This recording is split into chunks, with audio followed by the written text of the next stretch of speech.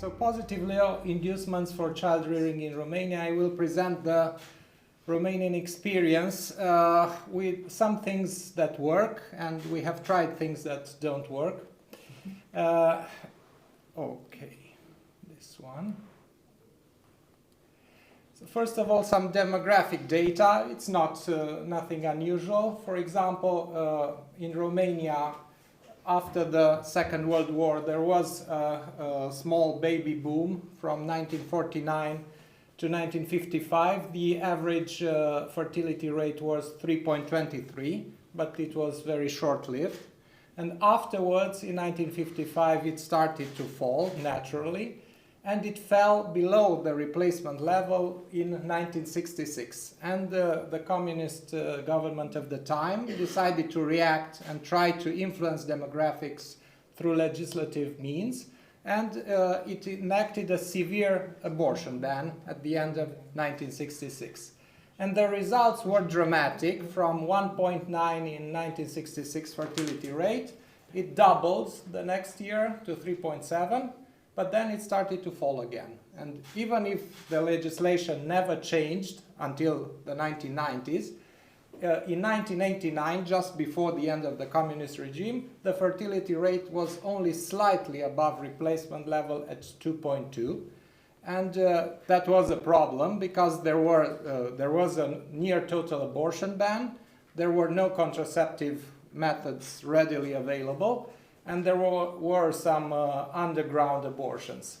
And in 1990, when abortion was liberalized again, the fertility rate dropped to 1.8. The births per woman afterwards began to fall dramatically from 1.8 in 1990 to 1.5 in 1992, 1.3 for about 15 years from 1995 to 2010. But then things started to improve, and in 2022 our fertility rate was considered the third in the European Union, slightly below France and Ireland. The crude rate of birth in Romania, it's the same tendency. It started high after the Second World War at 25.6 births per thousand population. It began to fall. It started to rise after the abortion ban, but then it started to fall again. And between 2000 and 2022, the average was about 10. And I liked very much from Professor Arsenovic's presentation the concept of demographic momentum. Even though our fertility rate per woman has recovered, but the total number of births is still low because the generation, the fertile generation is quite small, and we also have a lot of immigration.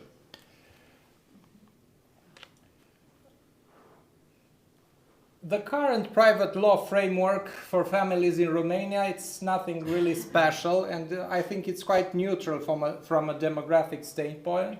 We have an equal legal status between children born and conceived during marriage and children out of wedlock. That's the same since the 1940s, 1950s. Marriage is quite conservative, only between a man and a woman, but with an equal legal status for both spouses. We have very harsh legislation. We don't recognize foreign registered partnerships of any kind, even between different sex people, and we don't recognize foreign same-sex marriages. Motherhood is dependent on birth, not on genetic links. Surrogacy is not expressly forbidden, but parental authority cannot be voluntarily transferred. And adoption is generally available only for married couples and individuals. Exceptionally, it is allowed as an adoption for heterosexual cohabiting couples. The statutory inducements for child rearing, we have quite a low universal child allowance, which is 127 euros for children below 2 or disabled children, and children between 2 and 18 years of age only receive about 52 euros. There is an allowance for limited income families with underage children. I won't bother you with the details, but this allowance is slightly below 100 euros, so you have to have very low income for it to matter. And this is our flagship policy that could help, and I think it did help demographics, the allowance and work leave for child rearing. That's my translation of it. And what does it mean? For example, you will receive 85% of the average after-tax income in the last 12 months before the child's birth, with a maximum capped at 1,700 euros, but with a guaranteed amount of 300 euros. And this is for 2 years. So after the child is born, for a non-disabled child, you have this leave for 2 years. If the child is disabled, you have it for 3. And it's quite a lot of money, between 300 and 1,700 euros. And we also have a progressive provision. If both parents fulfill the condition, it can be for the father or the mother, so there is no difference. But the second parent has to take at least 2 months off, because otherwise this benefit is lost for those 2 months. So either the father usually takes 2 months or nobody receives money for those. There are some cases, which I know of, where the father took most of the time off because he had better income and a higher allowance because of that. There are other social benefits targeting families, a social minimum income, a minimum income for inclusion, but they are very low. So for a family that is in work, these incomes mainly do not exist, because you have to be at the poverty level or well below the poverty level to receive some money from these provisions. And our past attempts at solving demographic problems through legislation, we put it simply, failed. Our abortion ban from 1966, there was a social demand for it, because the number of abortions before it had jumped from 112,000 per year to over 1 million in 1966. That's a total number of abortions. It was 4 times the number of births. And the prior permissive legislation was abolished. The exceptions for abortion were very limited. This ban on abortion had a very short time effect for the fertility rate. It rose for only a couple of years, and it fell back even before the end of the communist regime. It was only slightly above replacement level. There are numerous, because we talked about workplace flexibility, there are a lot of work leaves related to children in Romania. For example, this is the so-called childcare leave up until the age of 2 or 3 for disabled children, 45 days per year of medical leave for caring for a sick child up until the age of 12. And if the child is disabled, you can have those days up until the age of 18. There is the standard maternity leave of 126 days. There is a paternity leave of 10 or 15 days, depending if the father has a graduation certificate for a child rearing course, and he can have 15 days off together with the mother. And there is a maternity risk leave, a supplemental work leave of up to 120 days if there is, after the regular maternity leave, if the employer cannot accommodate the risk to the health and safety of the mothers or negative consequences for the pregnancy or breastfeeding by changing the working conditions. So this is a work benefit. Tax deductions are very limited in Romania for children. There is money presents or gift certificates for the employees' children are tax deductible for profit tax purposes. The employers can deduct expenses for running daycares and kindergartens, but capped at 5% of payroll expenses.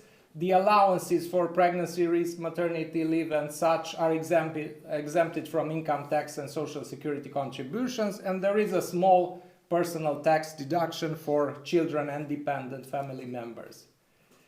The deficiencies of our current child rearing inducements. We have very limited tax deductions for children and childcare. And these are, the tax deductions are important especially for middle-class parents. There is very limited financial support after the age of 2. You receive mainly nothing if you are in work and have at least the minimum wage. The social benefits and childcare opportunities for working class and middle class families are very limited. And there is not an actual correlation between social benefits and the actual cost of living, because the cost of living is probably, like everywhere in Europe, quite high, and tens of euros per month are nothing for this. We have a lot of challenges to our current family legal framework, because we have very conservative policies in regard to marriage. There was a decision from the European Court of Justice in relation to foreign same-sex marriages for purposes of EU freedom of travel. It was in 2019, I think it was rendered. The legal status or recognition for same-sex couples, this year we finally received our decision from the European Court of Human Rights that we, together with all the other countries that before us, had violated the plaintiff's rights to family life and private life, because there is no option for same-sex couples to register their partnership. And also I mentioned the European Commission proposal for a Council regulation on jurisdiction, applicable law, recognition of decision and acceptance of authentic instruments in matters of parenthood, because it would cause quite an upheaval in Romania by recognizing any type of parenthood that is extant in a member state. And our suggestions for future changes in legislation to help the demographics: filling the gaps between the end of standard child rearing leave at age 2 and the beginning of kindergarten. In Romania, you can start kindergarten at age 3. There are enough kindergartens, but there are not enough daycares. The so-called crèche. The French system is probably the best in Europe in regard to early child care. There are private daycares available, but they are very costly. We should have better availability and lower cost of daycare and after school, because if you go to the private sector, it's quite expensive, even for middle-income parents. And more generous social benefits for working class and middle class families with children to avoid in-work poverty. You can work, earn the mean wage, and still be poor if you pay enough for your children. Our conclusions are that demographic growth for long periods of time cannot be cursed through statutory means, and we refer to the 1966 abortion ban, because long-term trends resurfaced after a few years of societal adjustment. And the purpose of statutory intervention should be to make it easier for people to have the family and number of children they want. Because there is an OECD study that people usually have less children than they want due to economic, social, and other factors. And for this reason, the purpose should be to help them, not to compel them to have more children than they want, but help them have the number of children they desire. Because usually if the first child leads to problems, then couples will not have the second child. That is our empirical experience. A realistic but slightly ambitious demographic target would be to reach a replacement level fertility rate, 2.1 instead of the current 1.7 to 1.8. That is the current level in Romania. I think the latest is 1.74. Thank you very much for your attention.